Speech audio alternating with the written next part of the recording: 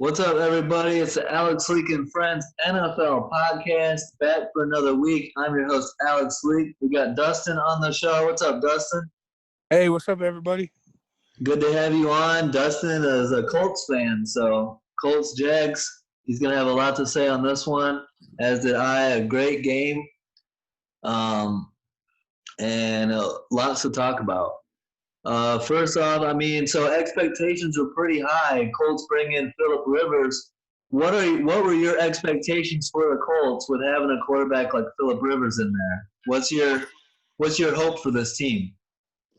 Well, before the season started, I was hoping, playoffs, second round maybe, until we run into the Chiefs and get dismantled.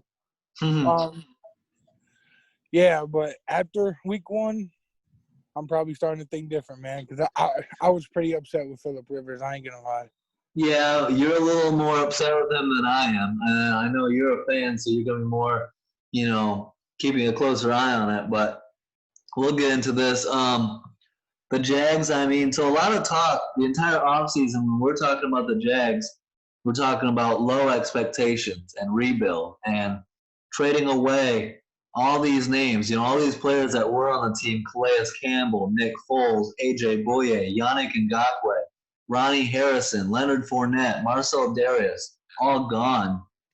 So a lot of thoughts of a difficult Jags season. But they did bring in offensive coordinator Jay Gruden, calling the plays, trying to get the most out of Gardner Minshew and the Jags offense. Honestly, I don't think the Jags are, after watching this game, I don't think the Jags are nearly as bad as I originally thought. They've got some playmakers and they're rookies, they're young guys, have looked pretty good. What do you think? Yeah, especially their running back, James Robinson. He caught me by surprise, man, I'll tell you. Yeah. It was 7-10 yards a pop. Yeah, running hard. Yep. And DJ Chark, he stepped on all them young receivers. And that's another good point, is that people are talking about this Jags roster like it doesn't have much. It's got Gardner Minshew. Like, there's the narrative. It's got Gardner Minshew, who's a bottom tier quarterback. You got no weapons of that anybody knows, and no running back. That was what everyone was saying. Now, I've been saying this for a while. I like the receiving core. I like DJ Chark a lot. I like when he was coming out of college. It's a solid receiver. Keelan Cole, another solid receiver. Dede Westbrook, Chris Conley. Those are all good options. Not to mention the two rookies in Laviska Shenault and Colin Johnson out of Texas. There's weapons there for sure. And then you got Tyler Eifert at tight end. What do you think of the Jags receiving core? Yeah, man. They after Sunday they were very well slept on, man.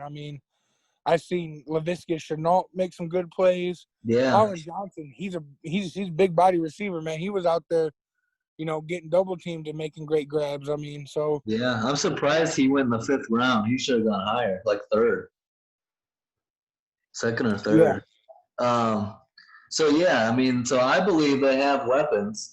So running back was the big question, right? You get rid of Leonard Fournette. It's like, so who they got? Chris Thompson, Ogunbowale, like who they got? Plug in undrafted rookie James Robinson out of Illinois State. I had never heard of this guy before this game. I throw on the tape. This dude's popping off the screen, man. He's got the look and the running style and the finishing runs. He looks like an NFL running back, does he not? Yeah, most definitely. Like I said, it was 7 to 10 yards a pop, every run. And what surprised me is their offensive line. I thought they were pretty depleted, man, but they stepped up.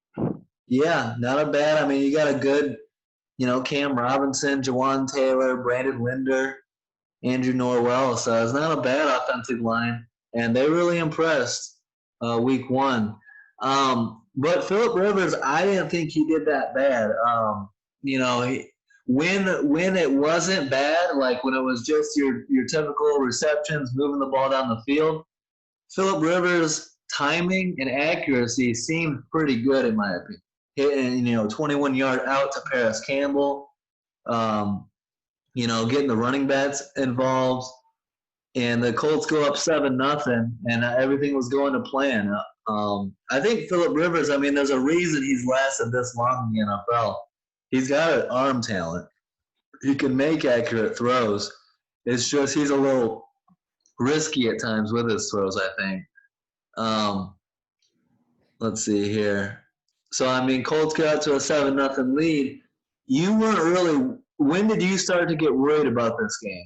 I mean, the first half you had to be feeling pretty good. I mean, yeah, because we went up 7-0. We had stopped them, and then we were going down the field again moving about – looked like we were going to go up 14-0. And then, of course, sorry, but the washed-up quarterback. So, all right, let me ask you this. 4th and 1 from the Jags' 4-yard line. Colts head coach Frank Reich decides to go for it. I get that it's easy to want to go for it here with the Colts offense. They've been moving down the field. You got, Quentin Nelson and that great offensive line, so you expect to be able to run for a yard. But, I believe it got to like 2nd and 1, and then it ended up being 4th and 1. Did you like going for it here and being aggressive? I know it's easy to want to be aggressive there. In my opinion, I would have kicked the field goal. Any chance you get to go up 2 scores, especially early in the game, I want to get points. What did you think there? Yeah, but I mean, that's Frank Reich's MO. Is he's known to be aggressive. Yeah. Very aggressive. Well, yeah. I think he gave it to the wrong back, to be honest. Yes. I mean, I would have gave that to Jonathan Taylor to power it right up the middle. See, and I would have felt comfortable with Taylor or especially Marlon Mack here. But Mack went off with an ankle injury, so I agree. I would not have wanted to give the ball to Nyheim Hines here. He's more of an outside pass-catching running back, not a power between the tackles. You know what I mean? Yeah, and I mean, instead of doing a dive up the middle, you have to do a misdirection because we have too much speed. Yeah. So that decision I didn't like. I'm all about points, and I understand you want to be aggressive and inflict your will on the defense, but at some point you're stopped short and you're in a position for an easy field goal, a short field goal. I'm just kicking it there, going up 10-0. And I understand it is Frank Reich's MO, and I've seen it before. Super aggressive, and it's like what's your take on? It's like the analytics crowd that says statistically you should always go for it on 4th and short, blah blah blah. How do you feel about the analytics crowd in football? I mean, yeah, but I mean, sometimes I also am a person who loves points. Yes. So I'd say this day and age, we're starting to see a lot more goal line stands and a lot more, turnover on downs. So I would have kicked it, in my opinion. But then again, we have a rookie kicker who really didn't perform that well either. So I see where he's coming from. You have the best offensive line in the NFL. Yeah, I understand trusting that line. But I don't know. I agree. Undrafted rookie kicker Rodrigo Blankenship. But, it's a short field goal. If you can't make a 25-yard field goal, get out of the league, in my opinion. I mean, yeah, but earlier in the game, he missed an extra point that bounced off the crossbar and missed another field goal. So, yeah, it's hard to say. It's easy for us to second guess the head coach's decisions, but I'm gonna second guess it anyways. We need to go get Grandpa. We need to go get Grandpa Adam out of the nursing home. Oh, Vinatieri? Yeah. Man, we'll give you you want Cairo Santos? We'll give you Cairo Santos. For Rodrigo Blankenship? No, we'll take what's his name? Who's that? Who's that Notre Dame receiver you guys got now? Indianapolis? Yeah, did you guys get that? Who you guys got?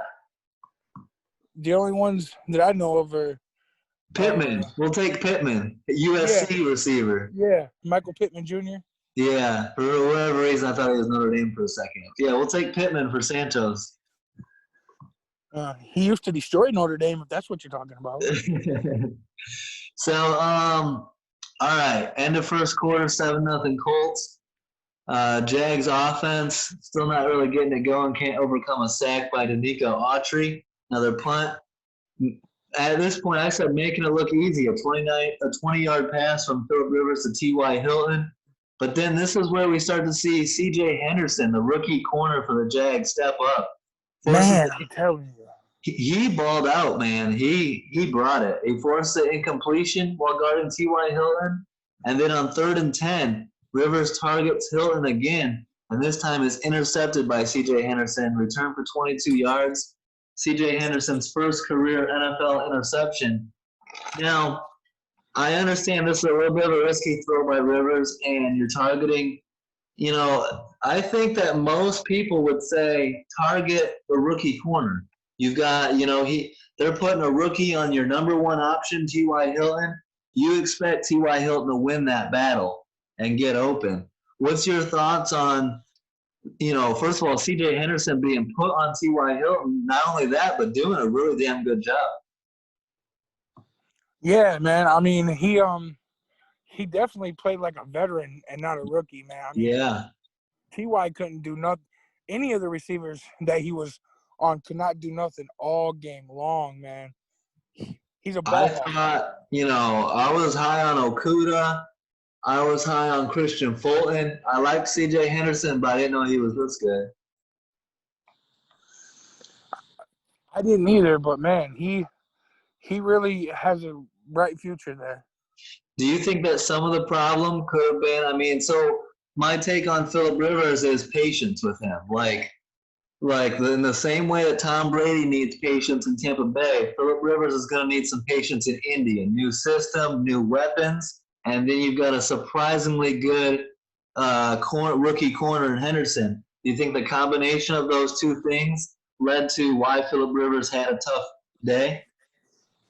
No, I think Phillip Rivers had a tough day because he's Phillip Rivers, man. I'm just playing.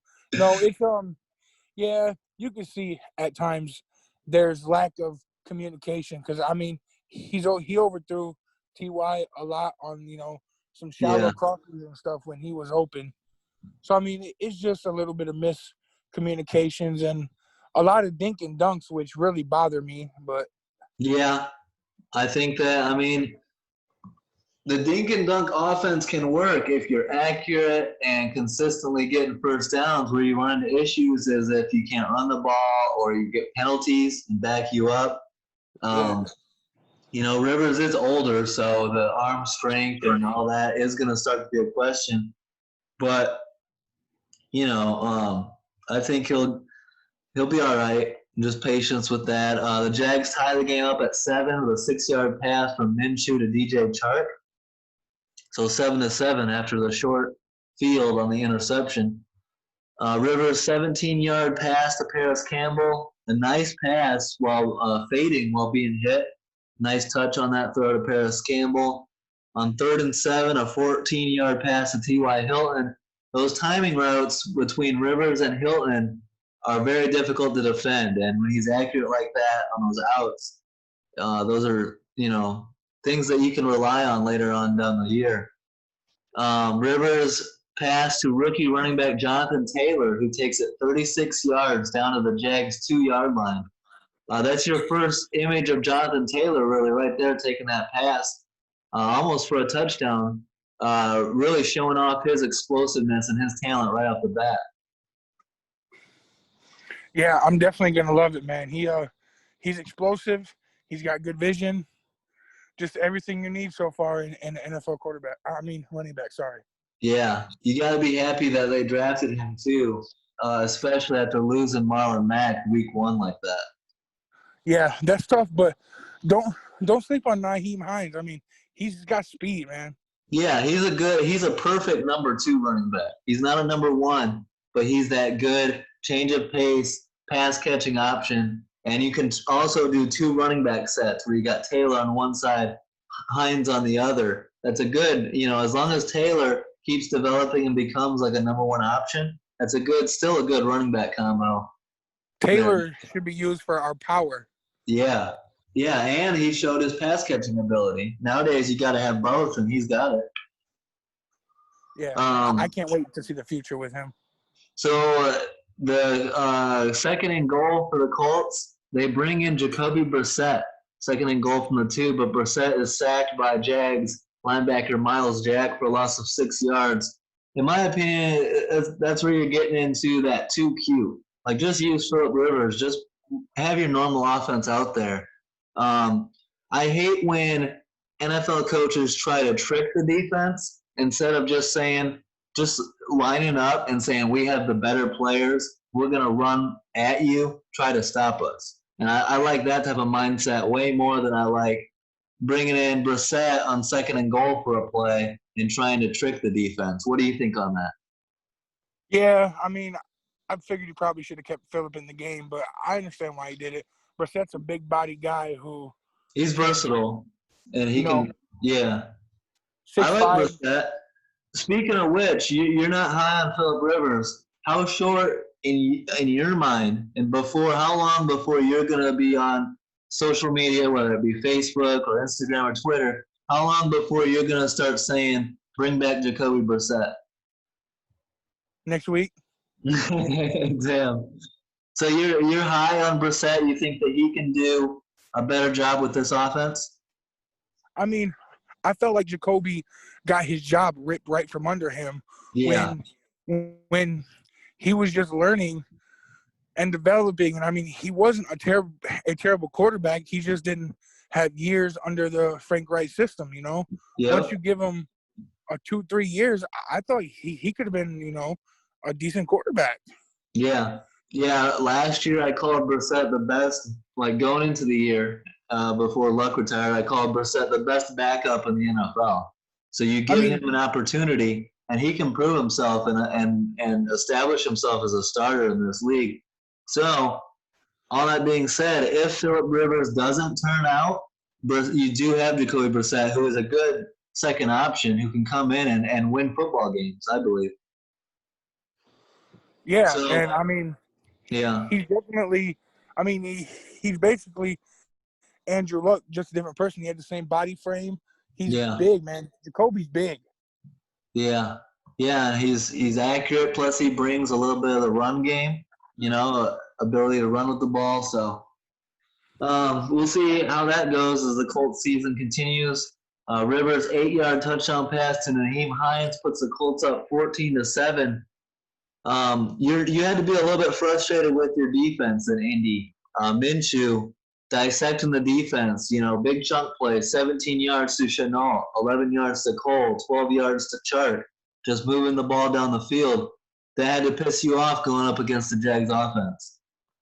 Yeah, man, it definitely did. I mean, that's what Indianapolis does, though, man. For some reason, they cannot stop a passing quarterback, no matter what it is. Yeah. And I mean, now, I have said, though, man, I do love Gardner Minshew, man. Yeah. I mean, what was he, 19 for 20? Looked pretty good out there. But I mean, I expected more out of the secondary. I'm not a big fan. I mean, so did you notice Xavier Rhodes? How did Xavier Rhodes look in his debut for the Colts in your mind? Not very good, man. He got beat a lot. Yeah, and he just doesn't seem like to be the same corner anymore. No, he was in Minnesota back when he was a Pro Bowler. Yeah, I mean, because when he was in Minnesota, you couldn't throw on him. Yeah. That could be something to watch with the Colts as a secondary. I like, Malik Hooker. Kenny Moore's not bad. Kerry Willis is okay. Rocky Yacine's good. Rocky Yacine's good, but you don't have a great corner, and so this year you might be a little weak at the secondary, and that might be something that, we're heading into week 2, and it's already a pretty bright spot. That corner might need to be addressed in the draft next year. Yeah, and we have Kirk Cousins, so it's not going to get any better. Oh, Kirk Cousins coming into town. I was like, I don't see Kirk Cousins on this roster. Coming into town, Vikings, Colts. Talk about a lot on the line, a big game. Neither of you want to start 0-2. There's a lot on the line for that game this weekend. For sure. So Minshew throws a 15-yard touchdown pass to rookie receiver Laviska Shenault, his first career NFL receiving touchdown, ties the game at 14 with a minute 30 left in the half. But Phillip Rivers goes into his 2-minute offense, moves the Colts down into field goal range, and undrafted kicker Rodrigo Blankenship hits a 38-yarder to end the first half. Colts up 17-14 at halftime. How are you feeling at halftime with a 3-point lead? Scared. Yeah? Yeah, because, actually, if you really watch the Colts, like me, obviously, because I'm a fan, but we are really no different than the Detroit Lions, man. We will have leads and blow them in the second half, and I mean blow them. Yeah, and that's not something you want to be known for. Yeah, we'll have to see. I mean, like I said, the secondary could be an issue, but, on a bright spot, the pass rush could be all right. You did bring in, DeForest Buckner, Danico Autry with 2 sacks in this game, I believe, and Justin Houston as well, the former Chief. To start the first possession of the second half on 3rd and 9, Minshew is sacked by linebacker Justin Houston for a loss of 8 and forces a punt. How do you feel about Justin Houston since he's come over to the Colts? Yeah, man. Houston's played well, and he's definitely going to be big for our defense. Maybe our defense was asleep, and hey, yeah, they underestimated Minshew. yeah. So now maybe they're alive and ready to go. You need to send the Colts like a scouting thing on Minshew because they were sleeping on his talents just like I was, and maybe we both need to wake up a little bit on his game. Me and the Colts. Yeah, man. He played pretty well. Colts running back Jonathan Taylor on 2nd and 3rd and 1, both stuffed, forcing a punt. It was concerning at times, like the 4th and 1 that they didn't get in the goal line or in the red zone. Here, not being able to pick up a yard in the run game. Was it concerning to you that this offensive line that's supposed to be the strength of the team was not able to move the line to get a yard in the run game a couple times? Yeah, I was sitting there wondering what had happened because that's not the same team that I watched last year. Yeah. Hopefully the line starts playing better going forward, and they're going to need to run block and pass protect Phillip Rivers. He's not exactly an athlete back there. Nope, and that's what separates him from Brissett. That's why I'd rather have Jacoby out there. That's a good point. That's why I feel more comfortable in Chicago with Trubisky rather than Nick Foles because of the offensive line and the ability to escape pressure. Being able to escape pressure with your legs is an underrated aspect of any quarterback nowadays. Yeah, and that's important these days, man. Yeah. Head coach Frank Reich decides to go for it again on 4th and 1 from his own 39-yard line. And this time does a play action instead of the run and finds a wide open tight end Jack Doyle for a 28-yard pass. Reich's aggressiveness pays off here, and the Colts convert on 4th down. That's Jack Doyle's longest career reception of 28 yards.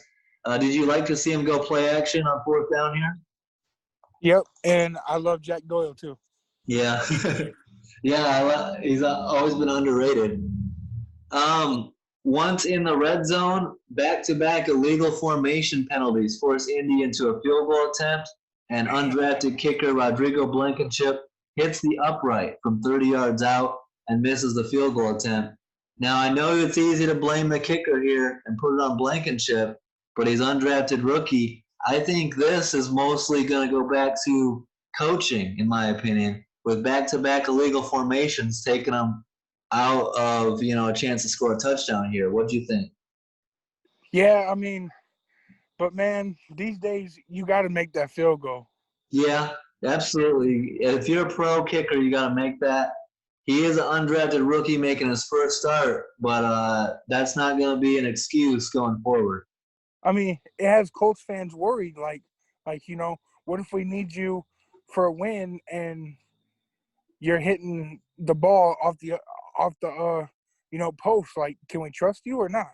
Yeah, yeah. We'll see. We'll see what happens going forward now. Where am I at here? On 3rd and 8, Minshew steps up in the pocket, delivers a 14-yard pass to 5th-round receiver Colin Johnson, 5th-round rookie. So Colin Johnson showing out. Minshew takes a deep shot to wide receiver DJ Chark, and Xavier Rhodes is flagged for pass interference. We were talking about this the other day, 30-yard spot foul penalty. So 30-yard penalty on Xavier Rhodes here. That's just ridiculous, man. I think you're buying into that whole let's get rid of the spot foul on those PIs, aren't you? Yeah, man, that's just not fair to the other team. Yeah. So we'll see. We'll see if these changes happen at any point. On 3rd and 3, Minshew is sacked by Colts safety Kari Willis, forcing a long field goal attempt. But kicker Josh Lambo comes in and drills a 50-yard field goal, tying the game at 17. Josh Lambo seems to be a pretty damn good kicker for Jacksonville. Yeah, he's been a good kicker for past couple years. I think he's only missed maybe 3-4 field goals since he's been with the Jags. Yeah, and he's never missed since signing with the Jags. He's never missed a home field goal attempt. Yeah, that's crazy. Yeah. Pass interference on Jags corner Trey Herndon versus T.Y. Hilton, 17-yard penalty. Paris Campbell rushes for a 10-yard gain, takes a big hit at the end of the play by Miles Jack. Paris Campbell gets up and flexes on Jack and gets an unsportsmanlike penalty. So the Colts actually lose 2 yards of field position on the play. That's going to piss you off right there. Having a big play and then unsportsmanlike taking all those yards away.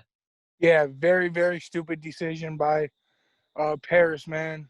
You just get up and you just, go on to the next play. Don't taunt or show off. Yeah. Yeah.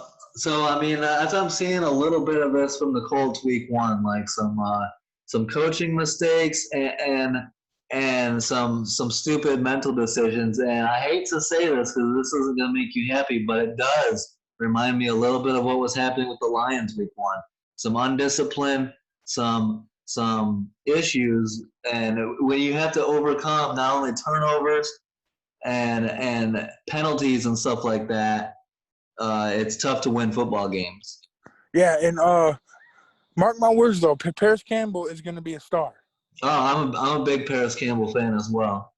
I agree. Fast and he's got hands. Yeah. On 3rd and 5, Rivers gets Jags defensive end DeJuan Smoot to jump off sides on the hard count, resulting in a 1st and 10. So Rivers' veteran experience does bring the hard count. He's able to get the Jags to jump off sides. And a 17-17 tie game going into the 4th quarter. On 3rd and 4, Rivers pass to T.Y. Hilton is stopped short of the 1st down yard line by rookie corner C.J. Henderson. Great tackle and instincts for a rookie. Henderson was all over the field in week 1 against the Colts. So resulting in 4th and 1 from the Jags' 36-yard line. Head coach Frank Reich decides to go for it again. Phillip Rivers is intercepted by Jags rookie Kalavon Chason, but a defensive holding penalty on DJ Hayden nullifies the interception and gives Indy an automatic 1st down. Huge penalty that takes another Rivers interception off the board. Yeah, that made me happy. Yeah, I see. I mean, so with that could have been Rivers' 3rd interception. So 3 picks in today's NFL. That's not a great recipe. I don't really know where he was throwing that ball on that play either. Yeah, that's why, that's Phillip Rivers, man. He did it in San Diego for so many years. Yeah. Rivers pass to rookie running back Jonathan Taylor goes for 18 yards in the red zone. We're seeing that in this game. Some really good hands from Jonathan Taylor. Ability to make plays after the catch. Undrafted rookie Rodrigo Blankenship hits a 25-yarder and gives the Colts a 20-17 fourth quarter lead. Minshew to pass to rookie running back James Robinson goes for 28 yards as he hurdles over a defender and keeps on running. Man, he looks so good, especially on that play. He's like a short, stocky, power back, but then you get him out in the field and he hurdles a defender. I mean, that's pretty impressive. Yeah, he opened my eyes, man. I honestly didn't even know who he was until that game. Come on, man. You're not watching Illinois State every weekend? I mean, I didn't intend to. I've seen him play a couple times, but, I didn't take time out of my day to watch Illinois State. Me neither. I'm an Illinois guy, and I still didn't watch Illinois State.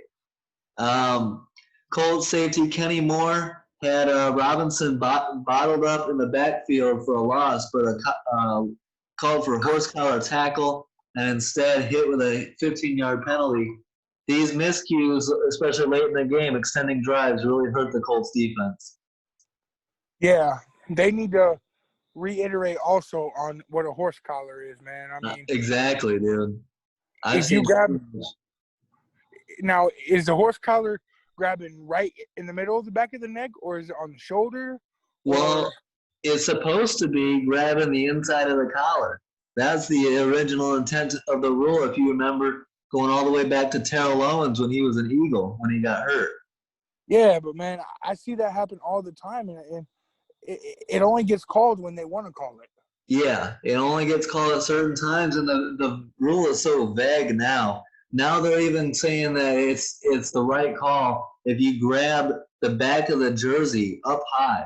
It doesn't even have to be in the collar. So if you are up by the nameplate and drag him down by his jersey, that's a horse collar penalty. I don't understand it. It needs to be much more clear. It's like offensive players can put hands to your face mask and lower their helmet on you, but the defender can't do any of that. And on top of that, he can't grab him up high. It's like, come on, man. You're trying to limit the defender, what the defenders can do so much. Instead of lollygagging in the offseason, Roger Goodell needs to get together and figure this stuff out, man. Yeah, absolutely. He needs to figure out not only the rules for the defensive side of the ball to make competition a little bit more fair, and on top of that, to figure out getting these calls right and get instant replay expanded so that we can make sure we're getting penalties called right too. Minshew throws a 22-yard pass to a wide-open Keelan Cole as the Jags take a 24-20 lead mid-fourth quarter. Again, defensive miscues. How are we leaving Keelan Cole wide open in the end zone here? Yeah, man, I don't know. It was, like I said, they were asleep. They underestimated the Jags, Yeah. They listened to everybody's, predictions. Hey, Jags are going to finish at the bottom of the league, and they went in, and the Jags are like, okay, who's going to finish at the bottom of the league? Yeah.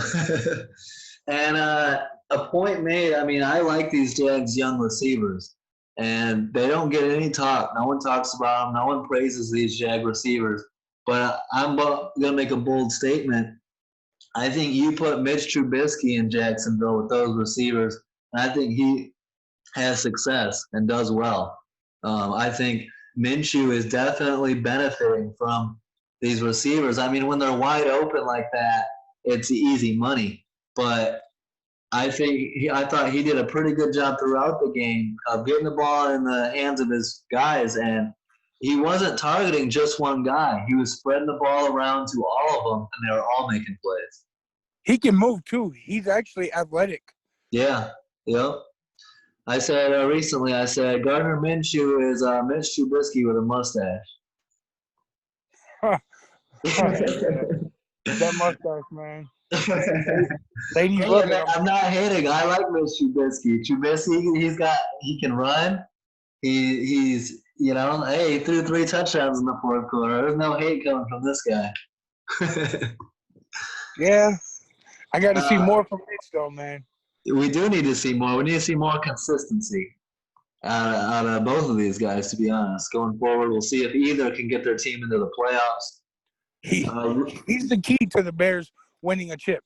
Absolutely, and I'm tired of the narrative of anytime we bring up Trubisky, it's what about Deshaun Watson and Patrick Mahomes? Let's put that away soon. Yep, and it's his offense, just like Nagy told him. We're giving you the keys to the driver's seat, man. Yeah, take it. And that's the thing for Minshew too. This is his opportunity. I don't think he ever anticipated getting an opportunity. You know, being a fifth round pick, sixth round pick, and getting an opportunity right off the bat to be a starter in this league, and he's making the most of it. So good to see. I mean, he had a great college coach who is a quarterback guru. Yeah, Mike Leach. Yeah, yep. Rivers pass intercepted by Jags safety Andrew Wingard, who I had never heard of before. Rivers stares down the receiver the entire play, still throws it, and Wingard gets his first career interception. Big turnover late in the game, down 4. Yeah, I was hoping we would have drove it down the field right there and at least kicked the field goal to bring it to 1 or, scored a touchdown. But, yeah, of course, Phillip Rivers has to, give out Christmas presents and stuff like that. So, yeah. Josh Lambo for the Jags makes a 46-yarder to extend their lead 27-20 with just under 3 minutes to go. Lambo has now made 45 straight field goals at TIAA Bank Stadium in Jacksonville. Pretty impressive. So looking at this from an Indy perspective, just under 3 minutes to go, plenty of time.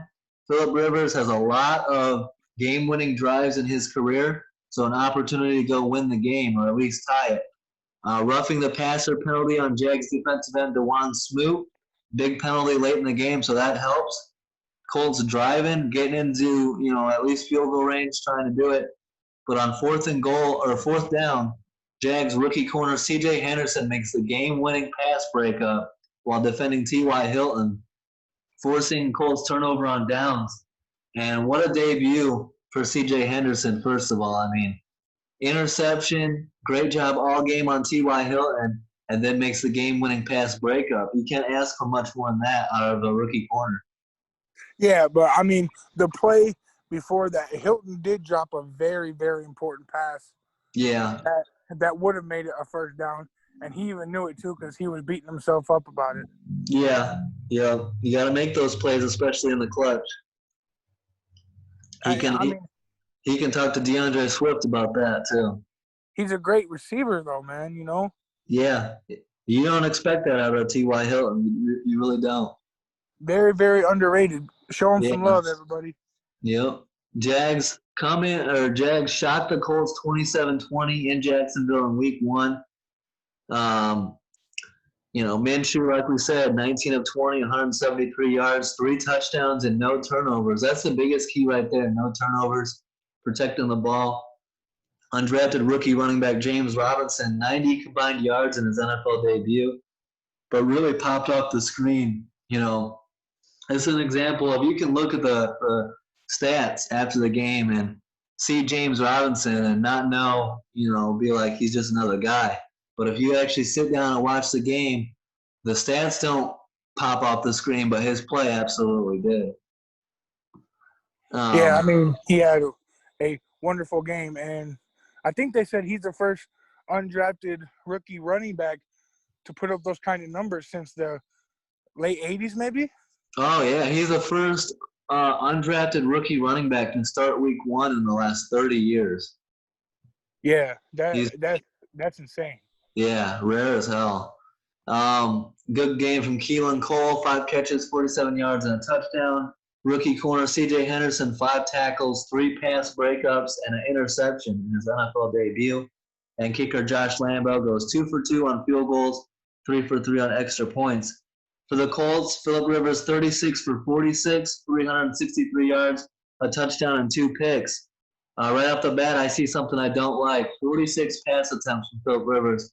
That's too much, in my opinion, especially for a team with an offensive line like they have. Yeah, man, but we just couldn't get no run game. I mean, we'd get 2 yards a pop, but that's not going to help in the NFL.